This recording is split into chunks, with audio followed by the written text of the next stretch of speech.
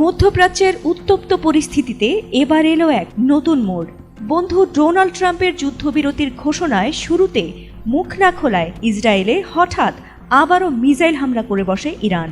এতে কয়েকজনের মৃত্যু হলে এবার টনক নড়ে নেতানিয়াহুর। অবশেষে ইরানের সামনে মাথা নত করে যুদ্ধবিরতিতে সম্মত হল।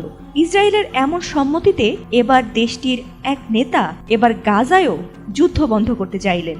তবে কি এবার গাজায় যুদ্ধ থামাবে ইসরায়েল? এমন প্রশ্ন এখন বিশ্বের সব মানুষের। টানা 12 দিনের ইরান ইসরায়েল সংঘর্ষে যুদ্ধবিরতির ঘোষণা আসার পরপরই ইসরায়েলের বিরোধী দলীয় নেতা ইয়ার লাপিদ গাজায় যুদ্ধ বন্ধের আহ্বান জানালেন।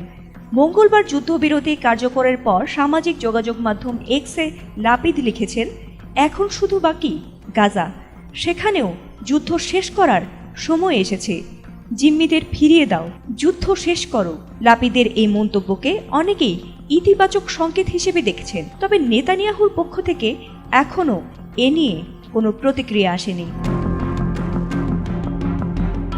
এদিকে যুদ্ধবিরতির জন্য দেয়া বিবৃতিতে ইসরায়েল বলছে, প্রতিরক্ষার সমর্থন এবং ইরানি হুমকি দূর করতে অংশগ্রহণের জন্য ইসরায়েল ডোনাল্ড ট্রাম্প ও যুক্তরাষ্ট্রকে ধন্যবাদ জানায়। অভিযানের লক্ষ্য অর্জনের আলোকে এবং ট্রাম্পের সঙ্গে পূর্ণ সমন্বয়ের মাধ্যমে ইসরায়েল দ্বিপক্ষীয় যুদ্ধবিরতিতে সম্মত হয়েছে। তবে যে কোনো যুদ্ধবিরতি লঙ্ঘনের কঠোর জবাব দেবে ইসরায়েল। একদিকে যুদ্ধবিরতি চেয়ে অন্যদিকে গাজায় আগ্রাসী হামলা অব্যাহত রেখেছে ইসরায়েলি বাহিনী। সোমবার ইসরায়েলি সেনাবাহিনীর বিমান হামলা ও গুলিতে অন্তত 43 জন ফিলিস্তিনি নিহত হয়েছেন। ফিলিস্তিনি মেডিকেল সূত্র ও সংবাদ মাধ্যম আল জাজিরা জানিয়েছে, নিহতদের মধ্যে 20 জন ছিলেন সাধারণ ত্রাণ প্রার্থী, যারা যুক্তরাষ্ট্র ও ইসরায়েল সমর্থিত বিতর্কিত সংস্থা জিএইচএফ পরিচালিত বিতরণ কেন্দ্রগুলোতে ত্রাণ নিতে গিয়েছিলেন। এদিকে গাজায় ত্রাণ নিতে গিয়ে যে মানুষদের প্রাণ দিতে হচ্ছে, সেই ছবিগুলো বিশ্বজুড়ে আলোড়ন তুলেছে।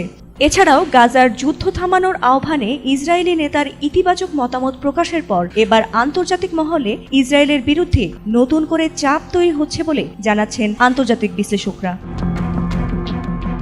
ফাতিমা সুলতানা, এটিএন বাংলা।